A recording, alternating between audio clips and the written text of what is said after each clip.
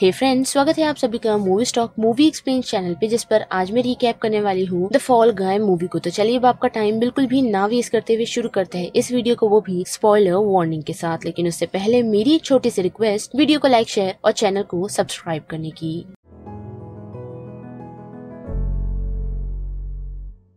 Film की शुरुआत हमें एक एक्शन सीक्वेंस से दिखाई जाती है और हमें पता चलता है कि ये एक फिल्म की शूटिंग है, जहां हम स्टंट परफॉर्मर कॉल को देख पाते हैं, जिसका प्राइमरी वर्क स्टंट डबल करना है, वो भी famous action actor Tom rider का, जो वो काम काफी अच्छे से कर तो रहा था, लेकिन अचानक एक दिन उसे स्टंट करते हुए काफी इंजरीज हो जाती है और कोल्ट यही सोच बैठता है कि उसने अपने काम पर ध्यान नहीं दिया, वो भी उसकी गर्लफ्रेंड जोडी के रहते हुए, जो कि एक कैमरा ऑपरेटर है और वो अक्सर उसके एक्शन सीक्वेंस को रिकॉर्ड करती है, जिस वजह से ही उन दोनों के बीच करीबियां बढ़ी। पर इस इंजरी के बाद कोल्ट ये डिसाइड कर लेता है कि वो ना सिर्फ अपने करियर को छोड़ देगा बल्कि जोडी को भी। और फिर ये सीन 18 महीने बाद की तरफ बढ़ता है, जहां हम देख पाते हैं कि कोल्ट एक मैक्सिकन रेस्टोरेंट के लिए उनका वॉलेट बना हुआ है, जहां वो अपने कामों को ज्यादा एंजॉय नहीं कर रहा। और ऐसे ही एक दिन टॉम की फिल्म प्रोड्यूसर गेल उसे कांटेक्ट करती है, यही कहते हुए कि जोडी मोरेना यानी कि उसकी गर्लफ्रेंड एक फिल्म को डायरेक्ट कर रही है, जो कि एक साइंस फिक्शन मूवी है, जिसका नाम वो लोग मेटल स्टॉर्म रखने वाले हैं। और गेल ने उसे इसीलिए कांटेक्ट किया है क्योंकि टॉम का स्टंट डबल गायब हो चुका है, जिस वजह से ही उन लोगों ने कोल्ट को कांटेक्ट किया ताकि वो टॉम के लिए उसके एक्शन सीन्स को शूट कर दे। और मोरेना का नाम सुन कोल्ट मान जाता है और सीधा सिडनी ऑस्ट्रेलिया जा पहुंचता है प्रोडक्शन को ज्वाइन करने के लिए, जहां वो कुछ एक्शन सीक्वेंस भी करता है। लेकिन कुछ समय बाद उसे पता चलता है कि जोडी ने कभी उसे यहाँ एक्सपेक्ट ही नहीं किया था, यानी कि वो कभी भी ये नहीं चाहती थी कि टॉम का स्टंट डबल या उसके एक्शन को परफॉर्म करने के लिए कोल्ट को बुलाया जाए, क्योंकि अभी भी वो ब्रेकअप के लिए उससे काफी नाराज है, जिस कारण वो उससे काफी सारे ऐसे सीन्स करवाती है जिसमें कोल्ट को काफी चोट आती है। पर फिर भी वो इन सीन्स को करने के लिए अग्री करता है, यही सोचते हुए कि जोडी अभी भी उससे गुस्सा है। लेकिन कुछ समय बाद गेल से उसे पता चलता है कि टॉम गायब हो चुका है, जो शायद ड्रग्स में इन्वॉल्व था, और मोरेना ये चाहती है कि वो टॉम को उसके लिए ढूंढे, वरना उसके एब्सेंस से शायद उसकी फिल्म कैंसिल भी हो सकती है। और जोडी के करियर को लेकर कोल्ट ये डिसाइड कर लेता है कि वो एनी हाउ टॉम को ढूंढ उसकी फिल्म को कंटिन्यू रखेगा, क्योंकि जोडी का ये पहला प्रोजेक्ट है एज अ डायरेक्टर, जिस वजह से कोल्ट सबसे पहले टॉम की होटल विजिट करता है और साथ ही नाइट क्लब, जहाँ उसका सामना कुछ लोगों से होता है जिनसे वो बच निकलने में कामयाब होता है। और फाइनली एक शख्स से उसे पता चलता है कि शायद वो प्रोडक्शन के होटल रूम में होगा, जिस कारण कोल्ट प्रोडक्शन के रूम तो आ पहुँचता है, लेकिन वहाँ उसे एक डेड बॉडी बाथरूम में मिलती है, जो पूरी तरह आइस से कवर होती है। और रिटर्निंग में वो पुलिस को इस बारे में इन्फॉर्म करता है, पर वापस पहुंचते ही पुलिस वाले और कोल्ट नोटिस कर पाते हैं कि बाथटब से वो डेड बॉडी गायब है, जिसकी इन्फॉर्मेशन कोल्ट ने गेल को भी दी थी, लेकिन गेल ने उसे कहा था कि इस बारे में वो किसी को भी ना बताए, जिससे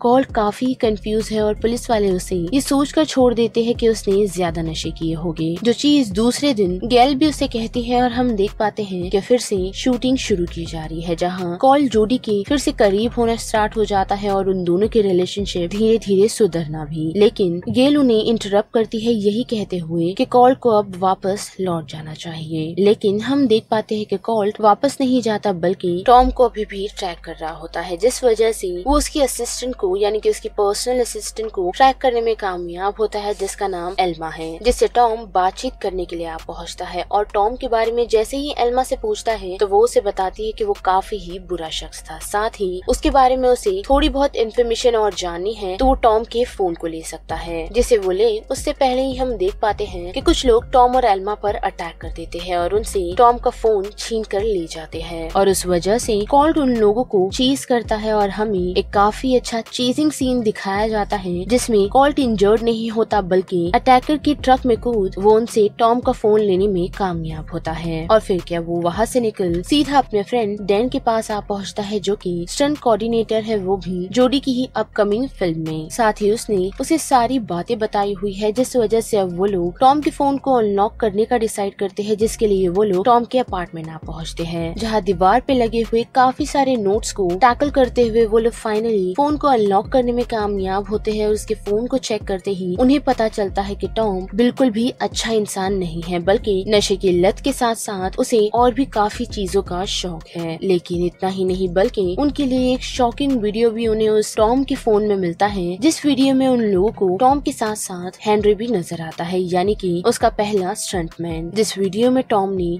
एक्सीडेंटली हेनरी को लात मारी, जिस वजह से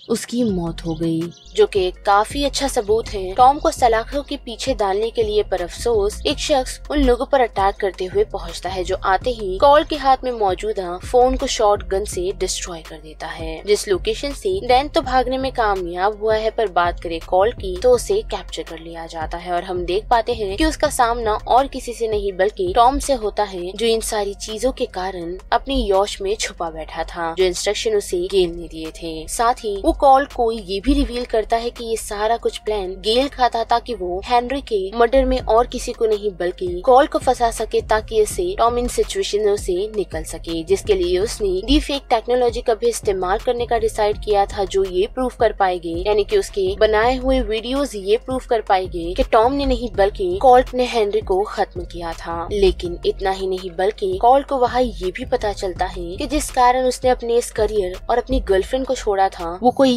एक्सीडेंट नहीं था बल्कि एक सोची समझी साजिश थी, जो और किसी ने नहीं बल्कि टॉम ने की थी, क्योंकि उसे अक्सर लोगों से ये सुनने मिलता था कि वो अपना स्टंट खुद नहीं कर सकता, जिस कारण ही उसने कॉल के उस एक्शन सीक्वेंस के साथ छेड़छाड़ की, जिस कारण कॉल ने अपनी करियर को ही छोड़ दिया। पर फिलहाल अब वो कुछ नहीं कर सकता, क्योंकि हम देख पाते हैं कि पुलिस वालों को हेनरी की डेड बॉडी मिल गई है। साथ ही गेल ने मीडिया में वो वीडियो भी रिलीज कर दिया है, जिसमें एक्चुअल में टॉम हेनरी को खत्म कर रहा है, लेकिन डीफेक टेक्नोलॉजी को इस्तेमाल कर उसमें हम देख पाते हैं कि कॉल्ट ने हेनरी को खत्म किया है। जिसके साथ साथ गेल जोडी के पास पहुंचती है और उसे यही बता रही है कि सच में कॉल्ट ने ये सारी चीजें की है, जिसे मानने के लिए जोडी रेडी नहीं। और वही दूसरी तरफ बात करें कॉल्ट की, तो हम देख पाते हैं कि उसे टॉम के लोग खत्म करने का डिसाइड कर चुके हैं, वो भी उसी बोट में। पर अफसोस कॉल्ट उस सिचुएशन से निकल आता है और साथ ही उसने जोडी को कन्विंस किया है कि उसने ये सारी चीजें नहीं की, जो उस पर भरोसा तो कर रही है, लेकिन उसी बातचीत के दौरान जोडी और साथ ही टॉम के लोगों को ऐसा लगता है कि बोट के एक्सप्लोजन के साथ साथ कॉल्ट भी खत्म हो गया है। लेकिन हम देख पाते हैं कि दूसरी तरफ कॉल्ट सेफली स्विम करता हुआ उस लोकेशन से निकल चुका है। और अब जबकि सब कुछ ठीक हो चुका है, तो टॉम मेटल स्टॉर्म के सेट पर लौटने का डिसाइड करता है, वो भी अपने गुंडों के साथ। जिसके बाद प्रोडक्शन को कंटिन्यू किया जाता है और हम देख पाते हैं कि कॉल्ट भी रिटर्न आ चुका है और उसकी मुलाकात जोडी से हुई है, जो उसका साथ देने को तैयार है कि वो कॉल्ट को इनोसेंट प्रूव कर पाए, जिसके लिए उन लोगों ने टॉम को ट्रिक करने का डिसाइड किया है, वो भी एक एक्स्ट्रा